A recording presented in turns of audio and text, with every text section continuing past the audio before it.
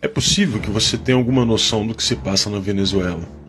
Você provavelmente acredita que por lá existe um poder autocrático, onde o ditador impõe suas determinações por meio de militares ou da justiça devidamente aparelhada. Mas não é bem assim. E o que você vai ver agora mudará sua forma de enxergar as coisas. E se você assistir até o fim, provavelmente perceberá que um sistema muito semelhante começa a se instalar no Brasil. Na Venezuela, alguns grupos operam como proprietários de suas áreas. São os coletivos. A primeira função do coletivo é defender a Revolução Bolivariana, e para isso eles dispõem de todo tipo de armamento e equipamento necessário para atacar qualquer um que se opõe ao modelo, ou seja, para atacar os reacionários. Esses grupos impõem uma espécie de disciplina dentro de seus territórios. Eles têm um código de honra próprio. Muitos até se gabam de manter dentro de suas áreas um índice de criminalidade abaixo da média nacional, que por sinal são os piores do mundo, com 70 homicídios a cada 100 mil habitantes. Existem centenas de coletivos, todos eles armados, com rifles portáteis, granadas, e 2 deles, os Carapaicos e Tupamaros, receberam treinamento militar dos guerrilheiros das Farc colombiana. Além disso, eles têm relações estreitas com outras gangues paramilitares, como os Los Rastrojos, também da Colômbia, que lhes fornecem armas. Esse grupo colombiano vive em conflito com o Exército de Libertação Nacional da Colômbia, que já se faz presente em 10 estados venezuelanos. O conflito entre essas organizações é uma constante, a disputa por territórios, muito parecido com o que acontece no Brasil. O governo venezuelano sustenta esses grupos por meio de planos sociais, concede recursos para seus projetos culturais e são eles que cuidam da distribuição de alimentos, entre outras benesses, naquele ambiente de fome e miséria. Enquanto mantém a sua fachada social, esses grupos atuam no tráfico de drogas, roubo de automóveis e outras ações características do crime organizado. Quem começou tudo isso foi Hugo Chávez, que financiou e permitiu que esses grupos crescessem nos bairros pobres do país. Nicolás Maduro herdou esse sistema, e os grupos que não estão sob seu controle estão sob o controle de 2 figuras sombrias do regime: Diosdado Cabello, acusado de ser um barão do narcotráfico da América Latina, e Fred Bernal, atual chefe nacional dos comitês locais de abastecimento e produção. Desde 2014, esses grupos mantêm uma função de reprimir as mobilizações lado a lado com a polícia militar do chavismo.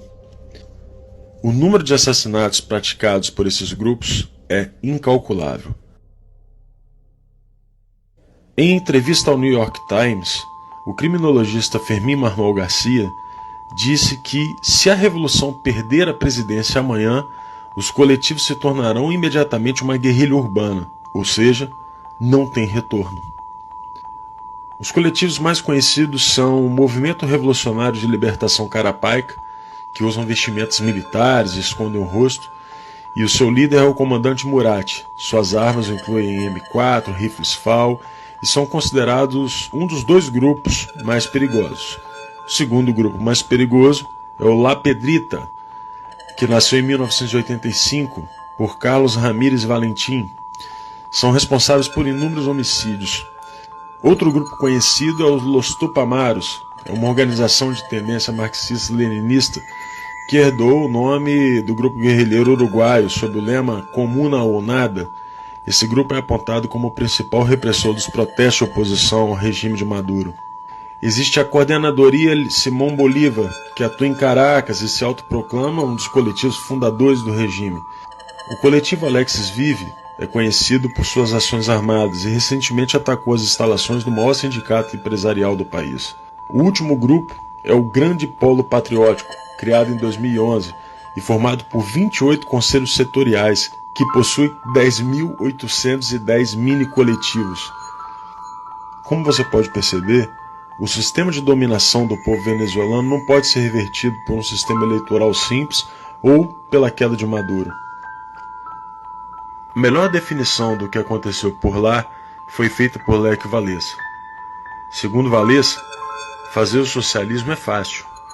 É como fazer uma sopa de peixe de um aquário. Basta aquecer a água.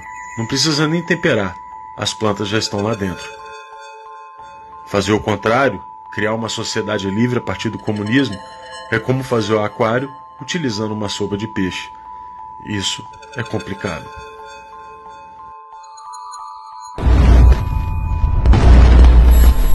E venha, isso é com isso que eu vou terminar, venha Bolsonaro, venha que nós vamos organizar a rapaziada da periferia e nós vamos ver quem é que vai resolver essa parada. O juiz federal Odilon de Oliveira, de Ponta Porã, na fronteira do Mato Grosso do Sul com o Paraguai, obteve evidências da atuação de guerrilheiros das Forças Armadas Revolucionárias da Colômbia, as FARC, no treinamento de bandidos ligados ao 1º Comando da Capital, PCC, e ao Comando Vermelho. Segundo as apurações de Oliveira, quadrilhas de narcotraficantes do Brasil são dos principais clientes da América do Sul na compra de cocaína produzida pela facção colombiana. Eles treinam brasileiros lá para agir aqui.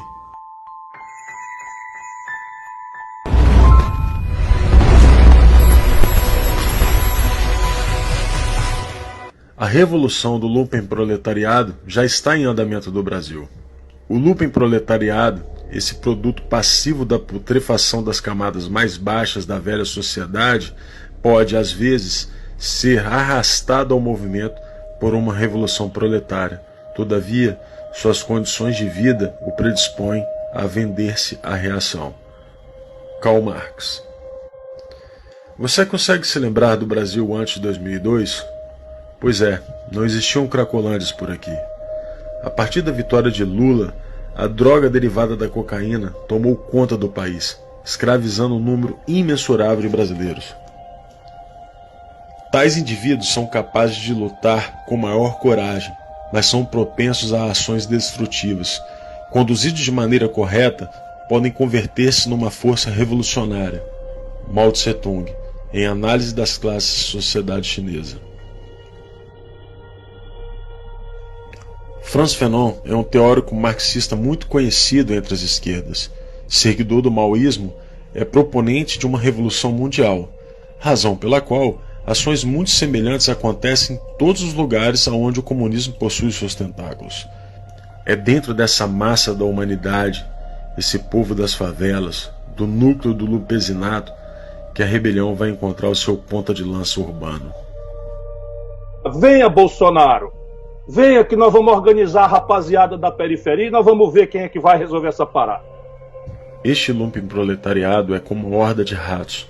Você pode chutá-los e jogar pedras neles, mas, apesar de seus esforços, vão continuar roendo as raízes da árvore. O lumpenproletariado, uma vez que é constituído, traz todas as suas forças para pôr em risco a segurança da cidade. E é o sinal da decadência irrevogável, a gangrena sempre presente do coração do sistema colonial. Aqui no Brasil, a gente reagiu. Fomos às ruas e exigiu o fim de um governo que estava corroendo a nossa sociedade por dentro. E conseguimos uma vitória singela, mesmo que os revolucionários tivessem tentado impedir de todas as formas.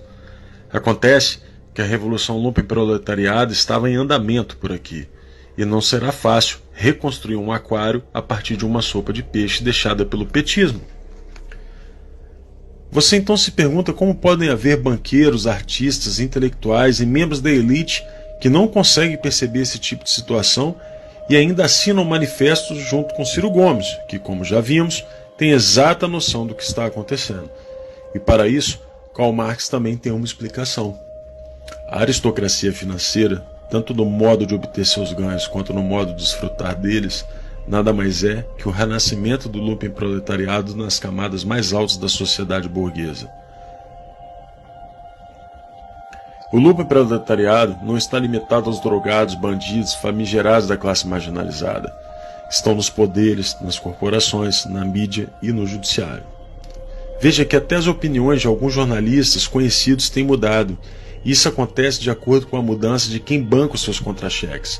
São as pércoras do jornalismo, ou os degenerados da informação. No judiciário, do mesmo modo, um número cada vez maior de criminosos é colocado nas ruas. Parte deles para alimentar a massa revolucionária, e outros vinculados justamente aos grupos que tratamos há pouco. Tudo isso é feito às claras, não existe segredo. Preciso que a gente denuncie isto.